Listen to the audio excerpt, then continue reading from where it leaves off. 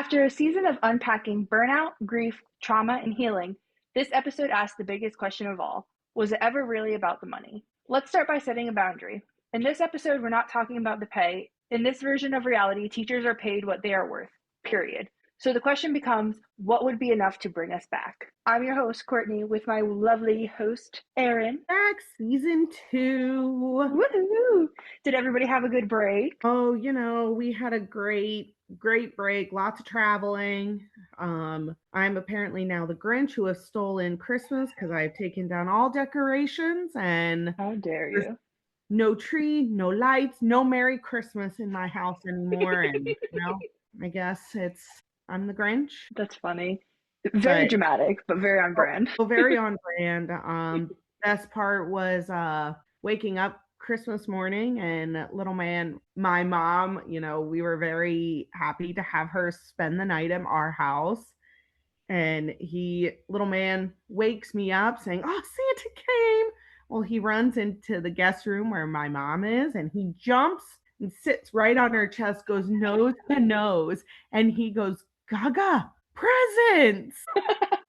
I love that. So it was a great time. Like I said, we traveled. We went all the way up. We went to southern New Jersey. We went to basically Philadelphia. Then we went all the way up to northern New Jersey, where we did get to see all the New York City lights on the river, which was really cool. Little man thought they were Beautiful. castles. Oh. So nope, it was good. How was your break? Also a lot of traveling, not as much as you, just an hour out, but still, Yep. in between three families for Christmas. So that was fun. Yeah. But we are back. We're We back. have rested and we are ready to go. Well, we attempted to rest. There we go. I know when attempted to rest, okay, let's be honest, I was passenger princess the whole time, but we left Saturday morning at 3 a.m. and we were back home on Tuesday night. Dang. Yeah, That's a lot. that's a lot. Bless your significant other. He drove the whole time. Don't worry, I fed him good New Jersey bagels on the way home. Well, then you did the important stuff. I did, and I was a good DJ. That's the important stuff. Yeah, It would be so such a boring trip without you. it really would. But no, so today, I'm so glad that we're back at it. And today we're talking about what would it take to go back to teaching. Yeah.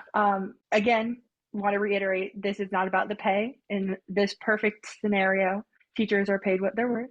This is just what we think would need to change systematically Systematically, I'm and gonna have probably to within ourselves. what? And probably what would change within ourselves. True.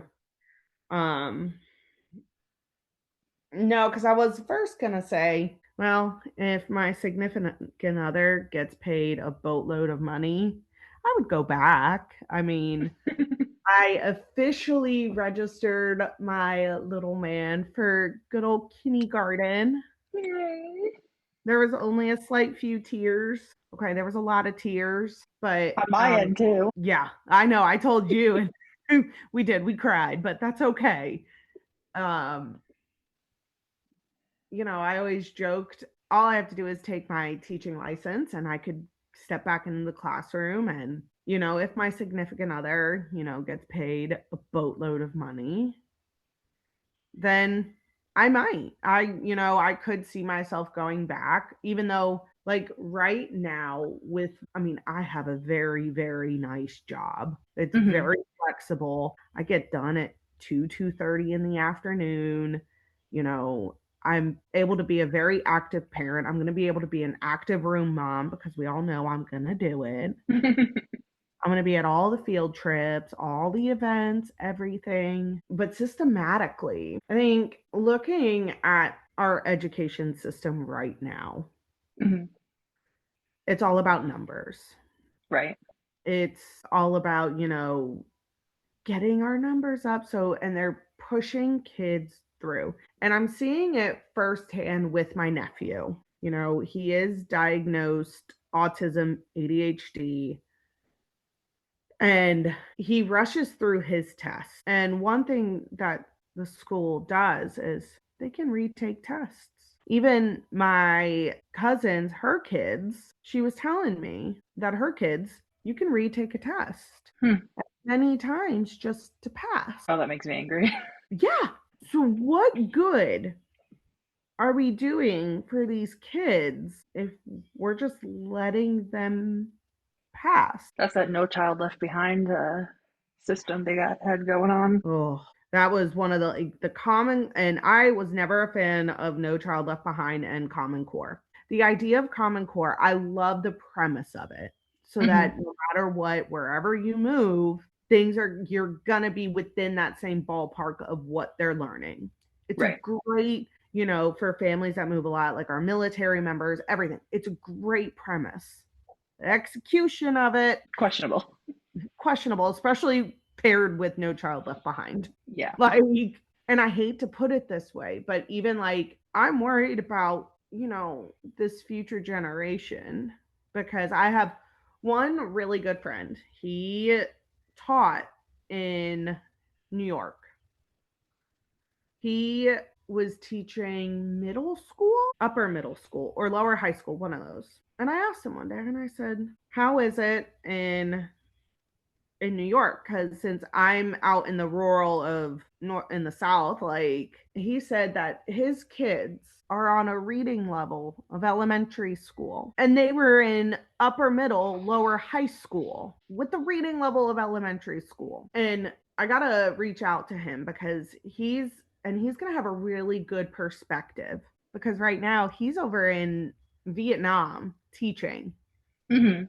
So I would love to hear his perspective because we all know that there's a lot of countries that are vastly, yes, they put a lot of pressure on kids, but these kids are academically brilliant. So I think that would be one thing that like I really want to reach out to him to really get the difference. If he wasn't in Vietnam, I'd be like, "Hey, come join in with today."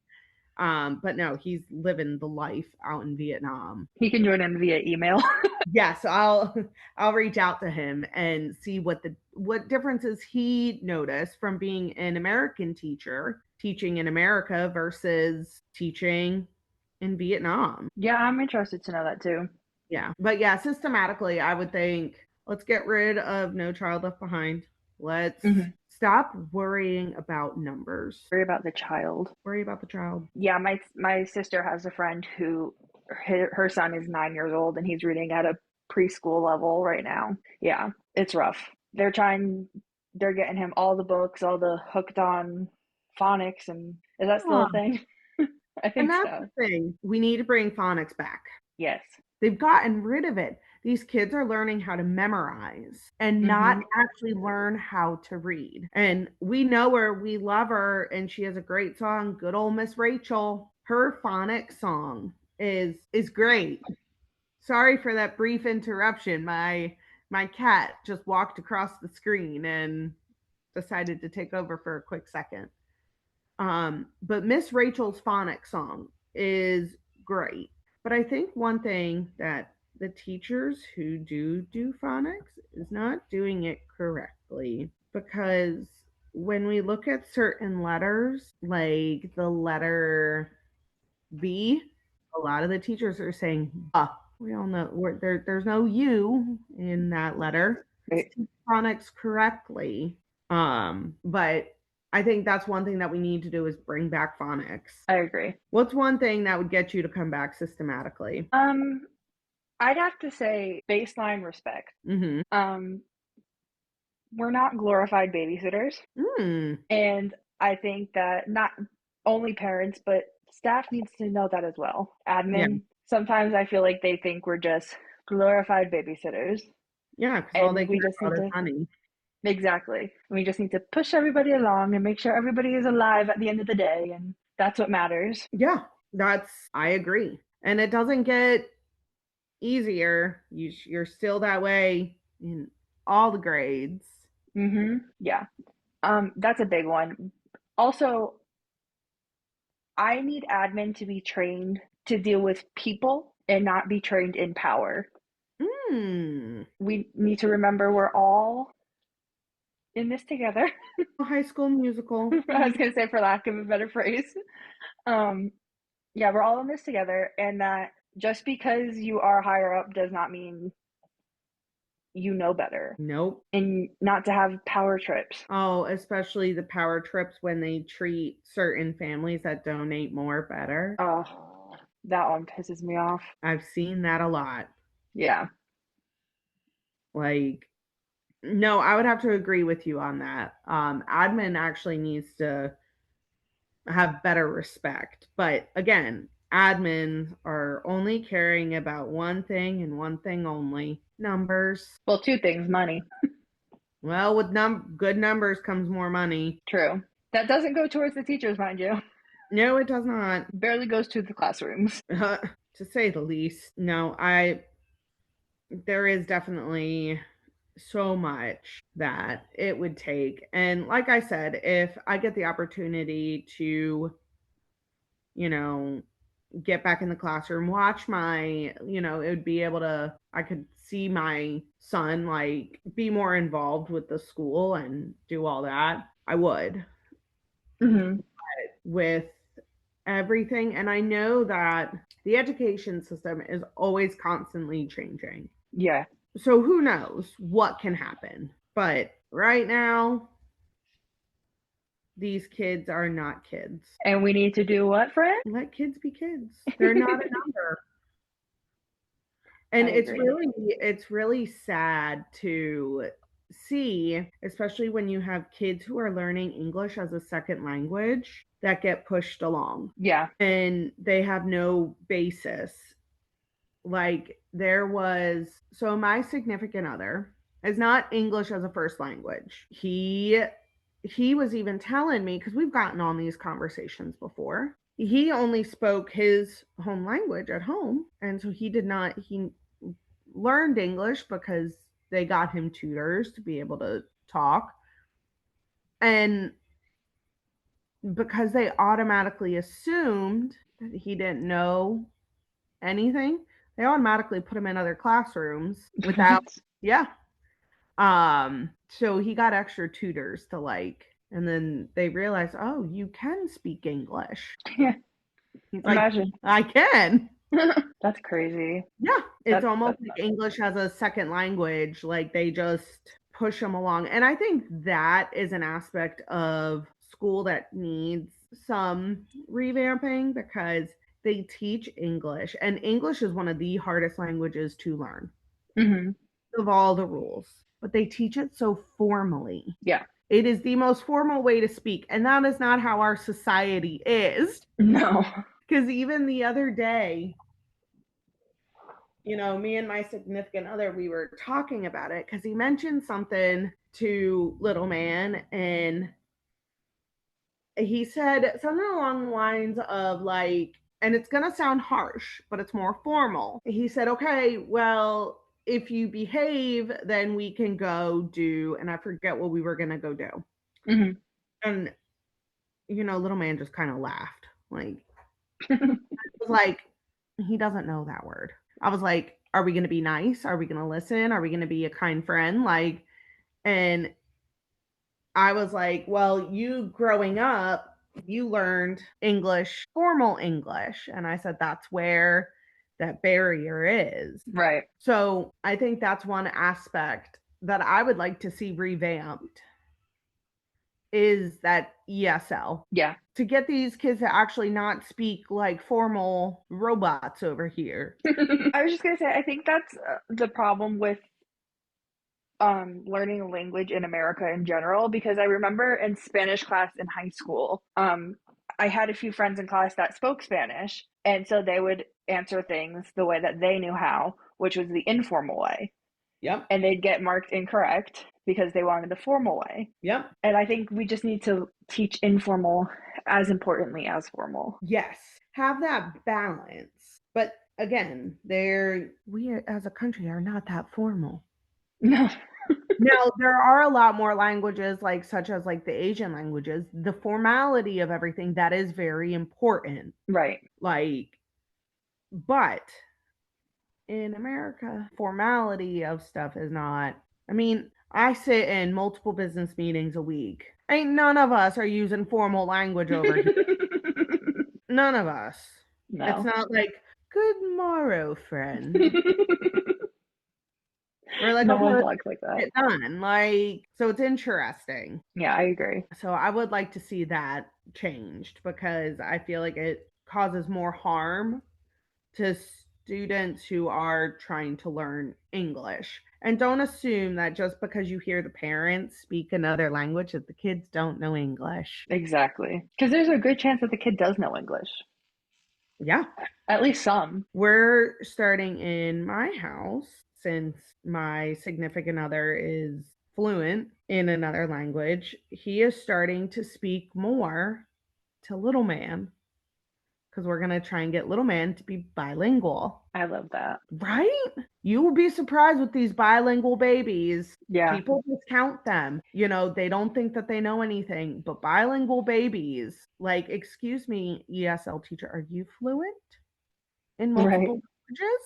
No? Okay. A lot of them are barely fluent in English. Like, and my thing is, how are you teaching English when you have multiple students who are speaking different languages? Yeah, that's rough. And, you know, I feel for the ESL teachers because they do get pushed under because I have seen and met a lot of ESL teachers that are trying to advocate for these kids.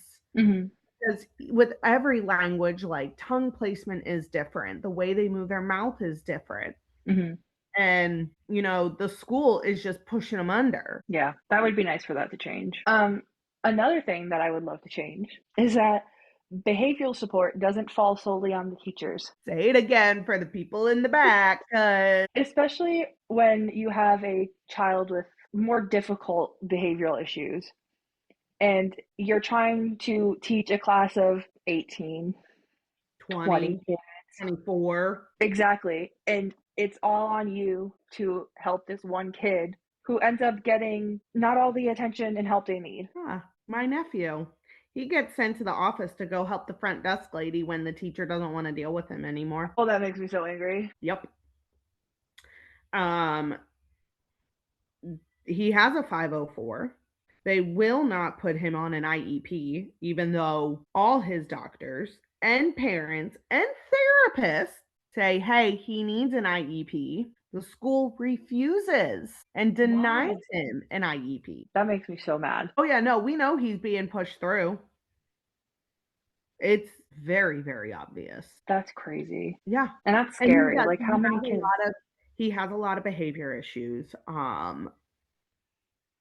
But the teacher a lot of the time doesn't want to deal with them. So she's like, oh, go help so and so in the front office. And he's not a little, right? No, he'll be in 5th grade in the fall. That's ridiculous. Yeah. My sister and brother-in-law have been fighting this IEP thing for years. Why won't, do they give a reason or they just, They said he doesn't need it. and who at the school decides this? Because This was his then teacher, the admin, and the school therapist. I have so many thoughts.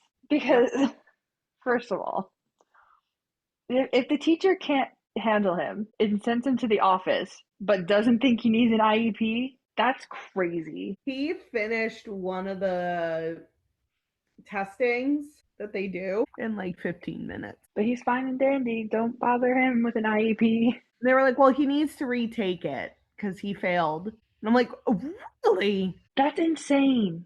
Yeah. That I have no words and I have so many words. Oh, yeah. It's been an ongoing battle. But don't worry, little man and my nephew are going to be in the same school for 1 year. So it's going to be fun.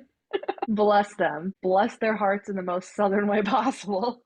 Yep. Because I know my sister ain't a quiet one, and I'm not either when it comes to our babies. So, well, you know, it's going to be interesting because, you know, my son, he likes to play the game. And I know you know my son very, very well. He likes to play the game of we're going to mess with people and we're only going to show what we know to certain people and let other people not know that we know. So everybody thinks that he can do different things. He's funny. He's going to mess with these teachers. Yeah. And I'm going, meet the teacher night. I'm gonna go and I'm gonna say, hey, this is what he does. And they're gonna be like, we've dealt with that. No. I have been around thousands of kids. This is on a different level. This time he would not let me see him walk. Yeah? He made me believe that he could not walk, and all y'all are telling me, no, he's walking. Swearing up and down to you. I'm like, no, he can't walk. He's been doing it since birth. Like, he's just getting better. More skilled. Even with my significant other, he shows him stuff that he knows, but then won't show me, and vice versa. Even in their own house. My son's either going to rule the world or end up in prison. I don't know. Possibly both. Possibly both. But he has the biggest heart. He's just very smart. He is smart. And he does have a big heart. But yeah, like our behavior system. But again, it all leads back to we just want the money and we just want the funding. We have to have good ratings. What would help with that? Smaller class sizes. Listen, Linda, the amount of stuff done that can be done with smaller class sizes would be great. More one-on-one time for the kids. And if you can't do a smaller class, do 2 to 3 teachers to a room.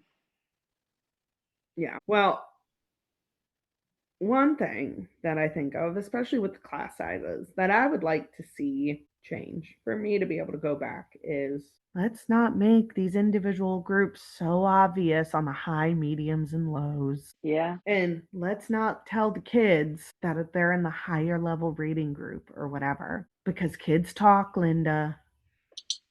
Kids talk. Yeah, I remember in elementary school, it was like the kids that could read at this level were in group A, this level were group B, this level were group C, and Yep. But they made it seem like they were just randomly picking groups, and Yep. Why aren't we reading the same books then? Right. And then the other thing I would like to see is if a child wants to do long division, let them do long division. You know, I Let's never not- learned long division. What? I never learned long division. You learned the box? Yeah. Oh my God. Yeah, and then by the time I got to high school, because I was the only one in my class that didn't go to a private elementary school, middle school, and in my high school, I was the only one that didn't know how to do long division. Yeah. And my My teachers thing didn't is, want to teach me. If you got 8 as the answer and I got 8 as an answer, but we did it completely different, What does it matter? why does it matter? It doesn't, Linda. Makes I no don't know sense. who Linda is, but She needs to get on it. she needs to get on it. Get Maybe her that ish will be together. talking to Linda. We'll start a new segment. Listen, Linda. Listen, Linda. I love that little video of that little girl. Oh, it's so funny. Listen, Linda. Is there anything? What? Oh, go ahead. Go ahead. Go. I was gonna say, is there anything with you personally that you think would have to change in order to go back? My significant other saying, hey, not that, he has a very, very good job, but I make a lot more money. And I work from home. I work in my PJs. I don't have to turn on my video camera for meetings. I love that for you. I get to choose my own hours. So I work 6 a.m. to 2 p.m. If I sleep in, whoop-de-doo, Basil, I work a little bit later. I can take a flex day. If only teaching was like that. If only teaching was like that. Girl, last year at the end of the year, I had 80 hours worth of PTO that I had to use. 80 hours. I had every Friday off in December. I took 2 weeks off at the end of December. Like, lucky duck. Yeah. I think by the time I left, I had 0.25 hours of PTO teaching. I used up every single solitary of my PTO. But if I work overtime, it goes into my PTO. Lucky duck. And when you work in a school, it's so hard to get approved for PTO. Guess what? Yeah. For me to go back, my PTO is 100% approved all the time. That would be fantastic. If I'm sick, I just have to send a quick text and it's like, okay, get better. Oh my God, did you ever have to prove that you were actually sick? I have had to send COVID tests. I had to send thermometer readings. I've had to send doctor's notes. Oh my gosh. Well, I don't know if it was before you that I hired you, because I know I did ask for proof, because I had one girl who kept saying that she was getting COVID every other week.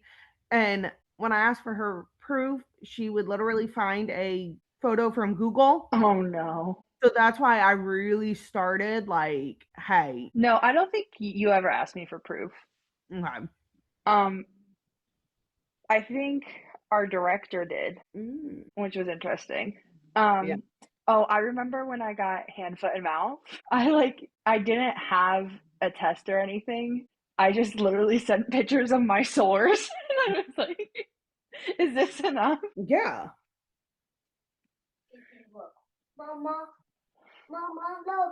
Yeah.